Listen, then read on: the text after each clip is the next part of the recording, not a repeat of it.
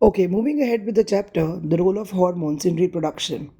Now, the ovaries of a young girl start functioning around the age of 10 to 14, and it's जो fallopian ovary है वो fallopian tubes में एक ova one at a time they start releasing in the like during the at the start of puberty. Now, about the same time as the first ovulation, ovary also starts releasing female sex hormones into the bloodstream, and these hormones are called estrogens. और इन्हीं hormones की वजह से जो भी bodily changes आते हैं वो इन हॉर्मोन्स की वजह से है. प्यूबर्टी हिट करती है. Due to hormones we get the girls and boys simultaneously get secondary sexual characters. So, the testis starts producing testosterone, resulting in secondary sexual characteristics, and in girls, it is estrogens. Moving ahead with menstrual cycle, इसको detail में explain किया है. We know that lining जब ovaries ओवा release करती हैं fallopian tube में, तो अगर फर्टिलाइजेशन हो गई तो जाइगोट को रिसीव करने के लिए यूट्रस की लाइनिंग थिक हो जाती है. अगर फर्टिलाइजेशन हो गई तो वो आगे डेवलप होने लग जाएगा zygote. Otherwise it will that lining sheds off, and that is what we call as menstrual cycle. So, menarche.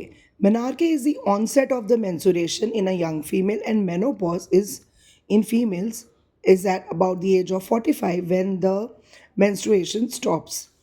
Now, ये जो पूरा menstruation cycle है ये 28 days के हिसाब से पूरा आपको explain किया गया है. First of all, the menstrual phase. It lasts for 3 to 5 days during which blood is discharged. Bleeding इसलिए होती है क्योंकि वो जो लाइनिंग जो है यूट्रस की वो थिकन हुई है, उसके रप्चर और शेड होने की वजह से वो जो है वो ब्लीडिंग होती है, जिसके अंदर ब्लड वेसल्स जो है वो सारे आपकी बॉडी से जो अब नहीं चाहिए क्योंकि फर्टिलाइजेशन नहीं हुई है वो रिमूव हो जाते हैं. And thickened innermost lining of the uterus called the endometrium. So that thickened lining of the uterus is called endometrium. Starting from the onset of the menstruation flow, the ovary begins to form a new egg in a follicle. तो जब एक menstruation flow हो जाता है 3 to 5 days के बाद new egg बनना start हो जाता है. That is what we call as follicular phase. It continues from the day 5 to 12. As the follicle grows, the amount of estrogens produced by ovary increases. तो जैसे follicle grow होता है, मतलब जैसे ही 3 to 5 days हुए वो शेड ऑफ हुई, अब न्यू ओवा जो है वो रिलीज होने की तैयारी स्टार्ट हो जाएगी, फॉलिकल बनना स्टार्ट हो जाएगा और इस ओस्ट्रोजन हार्मोन भी रिलीज होगा. This hormone then acts on uterus and causes, और इसी हार्मोन की वजह से यूट्रस की लाइनिंग थिक होती है और यही बाद में अगर फर्टिलाइजेशन नहीं होगी तो शेड हो जाएगी. This kind of preparation of the uterus to receive the fertilise egg, उसकी वजह से एम्ब्रियो का इम्प्लांटेशन हो पाता है कि अगर फर्टिलाइजेशन हो गई, जाइगोट डेवलप हो गया, तो एम्ब्रियो जो है वहाँ पर जाइगोट इम्प्लांट हो जाएगा, प्लेसेंटा से बाद में लिंक हो जाएगा. That we will study further in the chapter. फिर आता है ओव्यूलेटरी फेज, मतलब फॉलिकल बनना स्टार्ट हो गया. ऑन अबाउट 13th और 14th डे फॉलिकल जो है वो रप्चर हो जाता है. अभी हम डिटेल में फॉलिकल वगैरह भी पढ़ेंगे. फॉलिकल जो है उसके आगे पीछे पूरी एक लेयर बन जाती है, वो पूरा हम अभी पढ़ेंगे. जो वो फॉलिकल है फिलहाल वो रप्चर हो जाता है और उस वो ओवा रिलीज करता है, जिसको हम बोलते हैं ovulation. And the release egg travels through down the oviduct या फिर fallopian tube. To hormones produced by the pituitary gland, FSH यानी follicle stimulating hormone and luteinising hormone, ये दोनों हार्मोन आपके एंडोक्राइन ग्लैंड्स वाले चैप्टर में भी है, पीछे कॉलम के अंदर लिखा हुआ है. And is a very important function. इन दोनों हार्मोन्स का फुल फॉर्म और इनका फंक्शन पता होना चाहिए. Promote the maturation and release of ovum. Pituitary जो FSH है वो ओवम का मैच्योरेशन करना, और ल्यूटेनाइजिंग हार्मोन जो है जिसकी वजह से फॉलिकल में से ओवा रिलीज होता है. फिर आता है luteal phase. It last from days 15 to 28. Uterus lining thicken होती है आफ्टर रिलीज ऑफ ओवम. ये जो एम्प्टी फॉलिकल है in the ovary turns into a hormone producing tissue, जिसको हम बोलते हैं कॉर्पस ल्यूटम. यानी कि जो कमिंग 15-20 डेज में यूट्रस की लाइनिंग और थिक हो जाएगी जब ओवम रिलीज हो चुका होगा, और जो emptied follicle in the ovary, वो एक हार्मोन, मतलब जो फॉलिकल में से ओवा तो निकल चुका है, वो तो चला गया फेलोपियन ट्यूब में, ओवरी में क्या रह गया, एम्प्टी फॉलिकल जिसमें से ओवा रिलीज हुआ था, वो क्या बन जाता है, एक हार्मोन प्रोड्यूसिंग टिश्यू बन जाता है जिसको हम बोलते हैं कॉर्पस ल्यूटम। कॉर्पस ल्यूटम एक एम्प्टी फॉलिकल है जिसमें से ओवा रिलीज हो चुका है। और अब if the ovum is fertilised, अगर ओवम अब कॉर्पस ल्यूटम बन चुका है, जो हमारा जो फॉलिकल है उसने ओवा रिलीज कर दिया है, अगर तो फर्टिलाइजेशन हो गई तो कॉर्पस ल्यूटम प्रोजेस्टेरॉन नाम का हार्मोन रिलीज करने लग जाएगा, और वो क्योंकि वो यूट्रस को, वो हार्मोन की वजह से यूट्रस स्टेबल रहेगा for implantation. But on the other hand वहाँ पर फर्टिलाइजेशन अगर नहीं होती है, देन द ओवम डिसइंटीग्रेट्स, फिर वो ओवम डिसइंटीग्रेट हो जाता है और कॉर्पस ल्यूटन भी वो प्रोजेस्टेरॉन हार्मोन रिलीज नहीं करता। थिकन लाइनिंग ऑफ द यूट्रियस यानी एंडोमेट्रियम रीस्टार्ट शेडिंग 28 डे पे एंड लूजेस ब्लड, जो सर्वाइक्स और वेजिना से रिलीज हो जाता है। तो ये कंप्लीट एक्सप्लेनेशन है आपकी, जो प्रॉपर आपका जो वुमेन का मेंस्ट्रुअल साइकिल है। Now, fertilization or the union of egg nucleus and the sperm nucleus. Now, during copulation, like during mating, the sperms are released into the vagina near the cervix of the uterus. A single ejaculation of human male contains 400 million sperms. अब ये जो sperms हैं, they actively swim with the help of their tails, as you can see. This is a microscopic view of sperm, and pass to the cervix into the cavity of uterus, progressing at the rate of approximately 1.5 mm.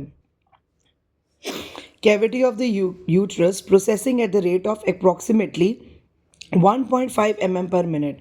From the uterus they climb up to reach, uterus से oviducts में पहुंचते हैं जहाँ पर already ova release हुआ होता है. It gets fertilized by just one single sperm. बहुत सारे sperms होते हैं, but सारे sperms fertilization नहीं करते, बस one single sperm. Now the fusion of male gamete and female gamete to form a zygote is called fertilization. A few days soon after ovulation, 12 or 13 day after the onset of menstruation are most favorable. तो doctors वगैरह जो जैसे advice करते हैं वो ये होता है 12 और 13 day after the onset of menstruation, क्योंकि उसके अंदर ज़्यादा हायर चांसेस होते हैं कि जो है जाइगोट फॉर्मेशन हो जाए, ओवम और स्पर्म के फ्यूजन से जाइगोट फॉर्मेशन हो जाए। फिर आगे, one of the million sperms released into the vagina, very few are able to climb up the upper parts of oviducts, rest die on the way and are absorbed. So functions of the main part of the sperm, the acrosome at the top of the head of the sperm, जो acrosome है उसके अंदर एक enzyme होता है hyaluronidase which facilitates entry of sperm into the egg by dissolving the wall of ovum. तो acrosome के बिल्कुल टॉप पे हाइलोरोनिडेज, जो हमारा एंजाइम है एक्रोसोम के टॉप पे, उसकी वजह से जो स्पर्म है वो एग के अंदर उसके वॉल को डिसॉल्व करके अंदर एंटर कर पाता है। अब न्यूक्लियस के अंदर की जो जेनेटिक कॉम्पोजिशन है वो है 22+X और 22 और Y क्रोमोजोन। X और Y क्रोमोजोन होते हैं मेल स्पर्म में, which during fertilization combines with the nucleus of the egg. 22+X chromosome, दोनों में ही XX chromosome, and thus restoring the normal number of 23 pairs. तो जो ऑफस्प्रिंग है, we already know, we have understood in this genetics में भी कि वो हाफ हाफ हो जाते हैं, दोनों पेरेंट्स हाफ हाफ कंट्रीब्यूट करते हैं और ऑफस्प्रिंग के अंदर नॉर्मल जो पेयरिंग है वो रिस्टोर हो जाती है। Mitochondria contained in the middle piece provide energy ATP for the activity of the sperm to swim. The tail makes lashing movements for propulsion यानी आगे बढ़ने के लिए, ऊपर बढ़ने के लिए वो lashing movements करते हैं। ATP is the energy. So these are very short questions that you need to remember. So here we can see the head contains an enzyme acrosome. This is a nucleus. Middle piece contains mitochondria, ATP, and this is a filament and the tail that gives lashing movements, और propulsion आगे बढ़ने में वो उसको help करती है। Sperms may remain alive in female genital passage for few days, but their fertilizing power is limited to 1 or 2 days only. During fertilization, several sperms may surround an egg, but only one sperm enters. In doing so, tail is left behind and only the head part, जिसके अंदर nucleus होता है, that penetrates the egg. This sperm nucleus fuses with the nucleus of the egg.